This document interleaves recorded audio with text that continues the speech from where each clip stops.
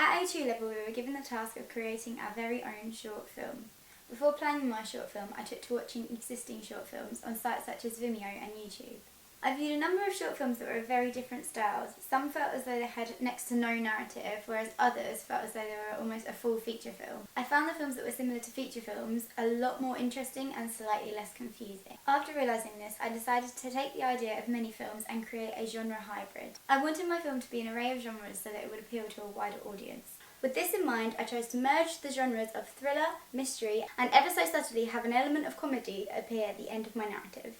I achieved these multiple genres by following Rick Altman's idea that genre films implicitly ingest every previous film in the genre and so make heavy use of intertextual references. This intertextuality can be seen within my own film through the use of characters. I decided to make my characters rather ambiguous in order to not reveal who the real culprit is. This sense of ambiguity can be seen in most short films that I have seen, such as Knives and Septum, where the characters appear slightly suspicious or maybe even evil. I took a lot more influence from the film Knives, as I love the idea of the film forcing a character upon the audience and making it seem as though they are the designated evil villain. I used this idea with the character of Will Harlock as I wanted to portray to the audience that he was the one who took Charlie. This is similar to the film Knives, where the character of the knife sharpener is being portrayed as extremely evil or maybe even a murderer. This use of heavy hinting towards him being the evil character meant that my audience would become more active and make them question whether or not he is actually what is being portrayed.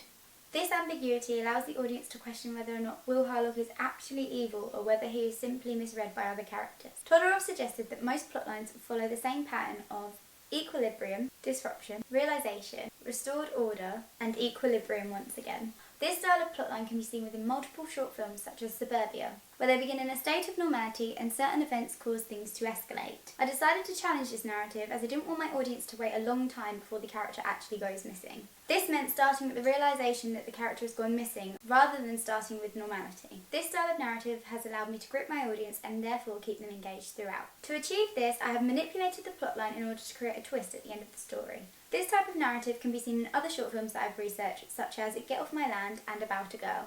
Both of these films had a rather shocking plot twist, and these twists kept audiences engaged. This was one of the main reasons why I chose to include a plot twist within my own film. When creating my poster, I wanted to make sure I could keep the postmodernism throughout by including both the thriller and mystery genres. I decided to research multiple film posters in these categories and found that there were some typical styles of posters that had been used multiple times for each specific genre. In order to allow my audience to quickly identify that it was a thriller and mystery film, I decided to use the frequently seen layout that is used for most posters in this genre.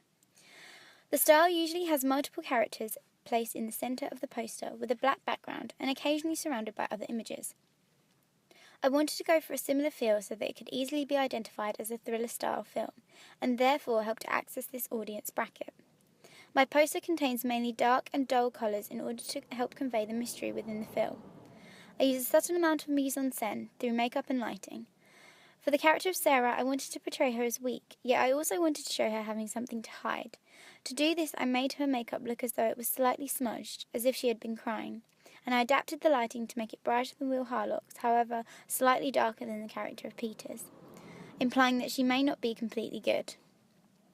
This subtle difference in lighting causes a stir within the audience, as it makes them question who actually took Charlie due to the ambiguity within each character. However, with this thriller genre being evident, I wanted to make sure that there was still a sense of mystery to the poster. In order to include this, I took a number of images and made them rather translucent so that they were hardly visible, giving the audience a sense of mystery as they cannot clearly see what those images are. To go alongside my film poster, I created a film review page using the Web 2.0 tool Wix.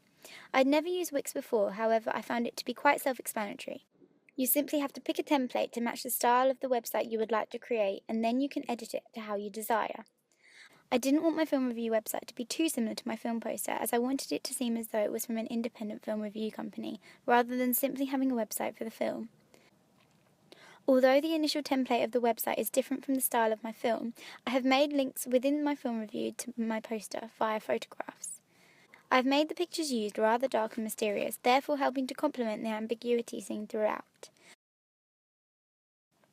I've also tried to include this rather serious tone throughout the actual writing within the review by using quite formal language that would most likely be available to teenagers and upwards, therefore helping to link in with the target audience age bracket. Throughout the process of creating my film, I found audience research to be a crucial aspect as I became unsure with regards to whether or not some scenes had become slightly more boring compared to others, and if the film itself was making any sense. In order to gather this range of audience feedback, I used the Web 2.0 tool SurveyMonkey, which proved to be very helpful when gaining opinions on my film. The site itself was quite easy to use. You simply have to think of the questions and the style of question you're asking, for example multiple choice, and then add them accordingly. Once this is done, you can publish your survey and share it on multiple platforms. This posting in various places proved helpful as it was a lot more efficient than handing out paper surveys. Due to SurveyMonkey being anonymous, I found it extremely useful as I could gain honest feedback and therefore have a much more critical eye on my film. This honesty allowed me to find out what audiences truly wanted to see, and it also informed me on what scenes they found tedious. This proved helpful as it meant that I could edit the clips such as the garden and tea scenes in order to make them snappier and less dull. I created an additional survey simply by using Microsoft Word in order to ask what ending audiences preferred. The one where the cat had gone missing, or an alternate ending where the child had actually gone missing. I used Microsoft Word as I was only asking audiences one simple tick box question, and so I wanted to use a tool that would allow me to print the questionnaire and distribute it with ease. In addition to using these tick box style surveys, I also used the technique of interviewing people face to face, asking them their opinions of the film this way.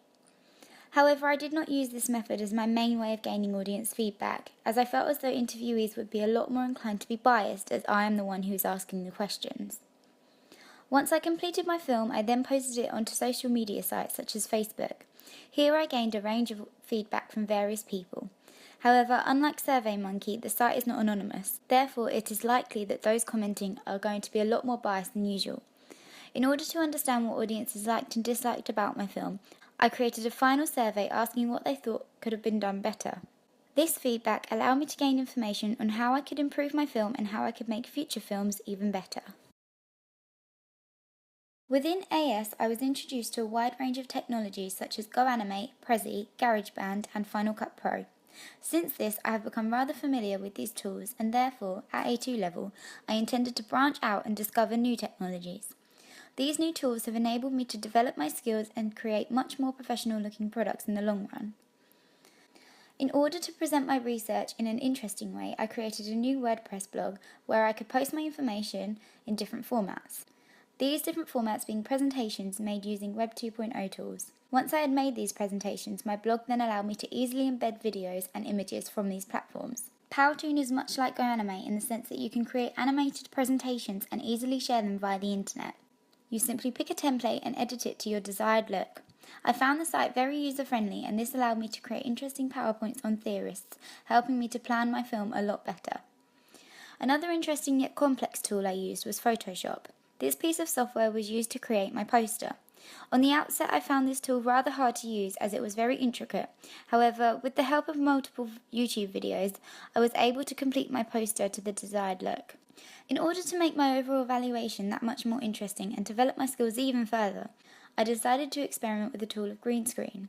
I found this to be quite simple as, after watching a number of YouTube videos, you simply have to tape some green paper to a wall, make sure that the area you are filming in is evenly lit, and then record yourself standing in front of it. Once you've done this, you have to edit the background using a simple settings tool that helps to merge the two together and remove the green screen background. Editing the green screen was not as difficult as it appeared to be, and so allowed me to create a much more engaging video without a great deal of complexity. Before I had initially completed my film, I found that the sound wasn't very clear and that I was experiencing a lot of background noise, which in turn was making the film feel a lot less professional. In order to prevent this, I researched how to reduce background noise in Final Cut Pro and found out how to adjust the frequencies, reduce the hum, and other methods of adjusting the sound. I found this extremely easy to do, and it has allowed my film to reach its full potential phonetically.